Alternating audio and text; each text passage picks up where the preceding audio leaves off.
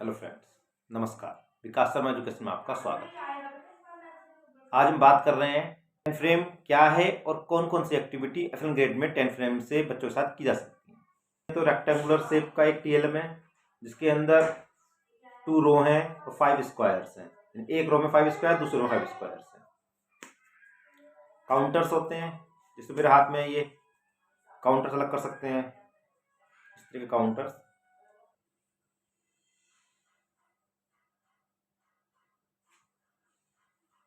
दो तरह के टेन फ्रेम यूज कर सकते हैं, हॉरिजॉन्टली एंड वर्टिकली। दोनों तरह के टेन फ्रेम पर बच्चों के साथ काम करना चाहिए, जिससे बच्चों की माइंड की फ्लेक्सिबिलिटी बढ़ती है और मैथमेटिकल फ्लुएंसी पर वो काम कर रहे होते हैं। दोनों तरह पर टेन फ्रेम पर काम करना हेल्पफुल होता है और आगे जाकर मैथमेटिकल फ्लुएंसी को बढ़ा रहा होता है। कुछ और चीजें जान लेते हैं टेन फ्रेम में हेल्पफुल होता है, उसके बाद हम एक्टिविटीज को देखें। नंबर 1, जनरली जिस तरह काउंटिंग को हम समझते हैं, काउंटिंग अपने आप में हम काउंटिंग पे अपने आप में वीडियो बनाई हुई है, काउंटिंग के 5 प्रिंसिपल्स को लेकर कैसे काम किया जाता है। पर जो हम ट्रेडिशनली काउंटिंग को चार्ट पे पढ़ लेना, एक फ्लो में गा लेना या बता देना 1 2 3 4 5 6 7 8, हमें लगता है बच्चे को काउंटिंग आ गई है। पर काउंटिंग में कई सारे जो पहलू छुपे होते हैं कि वो कार्डिनलिटी, ऑर्डिनलिटी, नॉमिनल नंबर का ध्यान रखे, उसका कंजर्वेशन लो, उसमें एब्स्ट्रैक्शन प्रिंसिपल है ना। तो ये सब चीजें जब हम ध्यान छूट जाती हैं, तो नंबर सेंस को डेवलप करने के लिए, यानी काउंटिंग से आगे की चीज है नंबर सेंस। नंबर सेंस के अंदर इस पे भी हमने अलग से डिटेल में बात की है कि नंबर सेंस के अंदर नंबर को एक अलग अलग अरेंजमेंट में देख पाना। जैसे 4 है वो 3 और 1 4 है, 2 और 2 भी 4 है, 6 को 2 और 4 में देख पाना, 5 और 1 में देख पाना। एक नंबर को अलग अलग अरेंजमेंट में देख पाना, में एक जोड़ेंगे तो हमें अगर 6 समझ है तो हम बता सकते हैं कि इससे अगला नंबर इसमें एक जोड़कर 7 होगा। इससे कम करना चाह रहे हैं तो एक हटा देंगे तो 5 होगा। तो इस तरीके जो रिलेशनशिप नंबर बॉन्डिंग आपस में डेवलप कर पाना, और ये नंबर बॉन्डिंग अगर हम 1 से लेकर 10 तक की काउंटिंग में सिखाते हैं, अच्छे से बच्चों में समझ बना लेते हैं, तो आगे जाके बच्चों की मैथमेटिकल फ्लुएंसी, खासकर एडिशन सब्ट्रैक्शन ऑपरेशंस में बहुत ज्यादा हेल्प करने वाली होती है।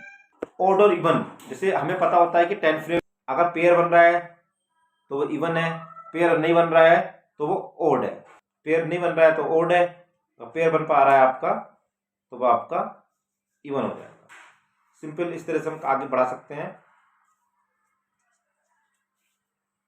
ये खाली है, ओड है, बन जाएगा, पेयर पूरा बन जाएगा, इवन बन जाएगा। फिर इसे पेयर वाइज बोल रहे हैं, इसे 5 वाइज बोल रहे हैं। टेन फ्रेम के टाइप को जो पेयर वाइज, ये पेयर वाइज है, यह 5 वाइज है। पेयर वाइज और 5 वाइज दो तरह के टेन फ्रेम होते हैं।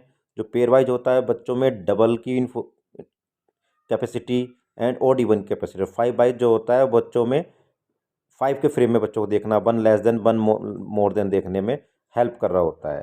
साथ ही जो एक बड़ी एबिलिटी बच्चों में डेवलप करता है कि एक डिफरेंट अरेंजमेंट में रखी वस्तुओं को विदाउट काउंट के पहचान पाना, जिसे बोलते हैं स्वेटाइजिंग। ये अपना में बहुत बड़ी कैपेसिटी है जो काउंटिंग से एक आगे की कैपेसिटी है बच्चों के अंदर। इससे बच्चे रियल नंबर सेंस को पहचान पाते हैं और ये आगे जाके उनको एडिशन सब्ट्रैक्शन में बहुत ज़्यादा हेल्प कर रही होती है। स्वेटाइजिंग की अचानक से तो आनी जाएगी, डेवलप होनी जाएगी बच्चों के अंदर ये एबिलिटी, उसके लिए कुछ हमें एक्टिविटी करनी होगी। तो स्वेटाइजिंग कार्ड यूज करने होते हैं। तो मैं आपके साथ शेयर कर रहा हूँ स्वेटाइजिंग कार्ड, जो आप देख सकते हैं स्क्रीन पर भी। ये बच्चों की हेल्प कर रहे होते हैं। अगर इस तरह बच्चों के साथ काम करें, स्वेटाइजिंग एबिलिटी बच्चों में डेवलप हो जाती है और फिर वो एक अच्छे मैथ फ्लुएंसी के साथ मैथ करने लगते हैं। उसके लिए हम स्वेटाइजिंग कार्ड बना सकते हैं। बताइए अलग अलग अरेंजमेंट के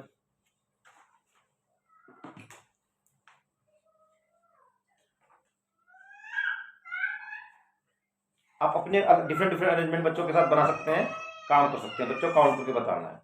जो सीपी अप्रोच या जो ईएलपीएस अप्रोच है उसमें बहुत ही हेल्पफुल टीएलएम है। पहले हमें उसमें बच्चों के साथ एक्सपीरियंस देना होता है, उसको काफ़ी कंटेक्स्ट लैंग्वेज पे बात करनी होती है, कंक्रीट चीज़ों का जो हम एक्सपीरियंस दे रहे हैं उसी को फिर हमें पिक्टोरियल व्यू में लेके जाना है। तो टेन फ्रेम बाकी उस ईएलपीएस अप्रोच और सीपी अप्रोच को फॉलो करने में हमारी हेल्प करने वाला टीएलएम। टेन फ्रेम की शुरुआत 5 फ्रेम से भी की जा सकती है। स्टार्टिंग में जब हम बच्चों के साथ काउंटिंग कर रहे होते हैं, जो 5 फ्रेम पे काफ़ी काम कर चुके हैं, जो 5 फ्रेम पे जो काम कर रहे होंगे बच्चे समझ पाएंगे कि 4 और 1 5, 3 और 2 5 है ना।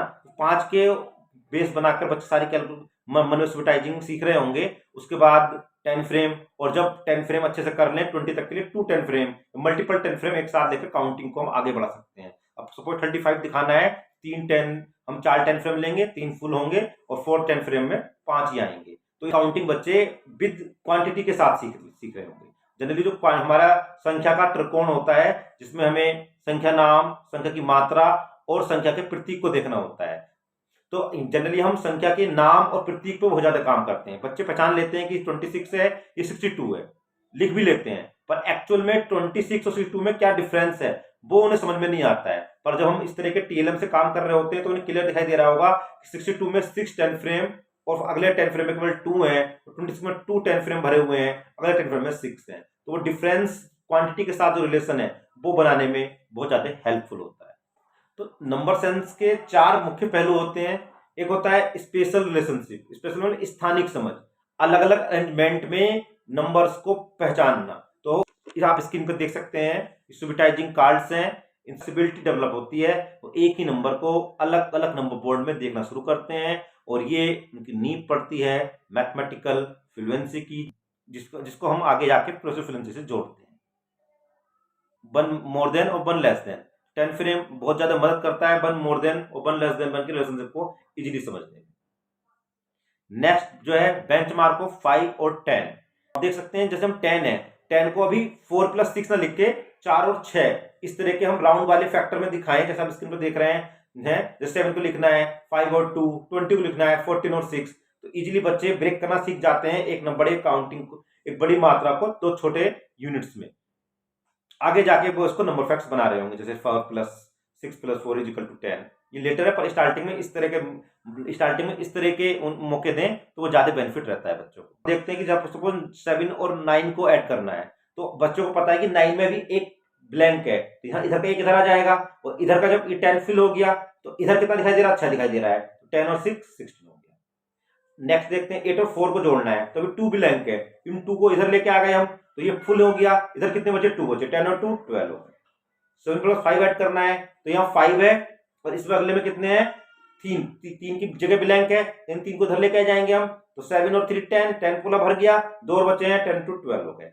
तो ये कैलकुलेशन करना 10 फ्रेम की हेल्प से, उसका माइंड में जो रही है उनकी हेल्प से, वो अपने अभी बच्चों को काउंट डाउन और ऑल टुगेदर आपने नहीं सिखाया है, पर मेक द 10 ये स्ट्रेटजी अब बच्चा अपने आप बना रहा है और अपने से वो गणित के सम, वो एडिशन के सम सोल्व कर पा रहा है।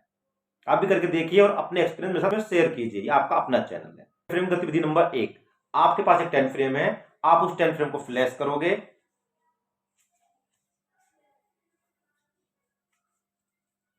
जो आपने फ्लैश किया है बच्चों के पास जो 10 फ्रेम है सेम उसी की जैसा आपका दिखाई दे रहा है, ऐसा 10 फ्रेम बच्चे बना रहे होंगे।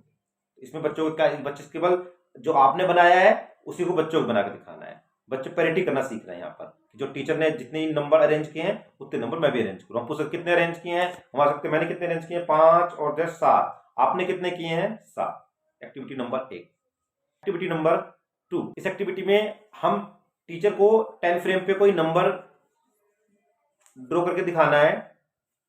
10 फ्रेम पे कोई नंबर दिखाना है, स्टूडेंट ये नंबर बताएंगे, ये नंबर कितना है, वो कार्ड बता रहे होंगे, फ्लैश कार्ड, ये नंबर कितना है 5 है।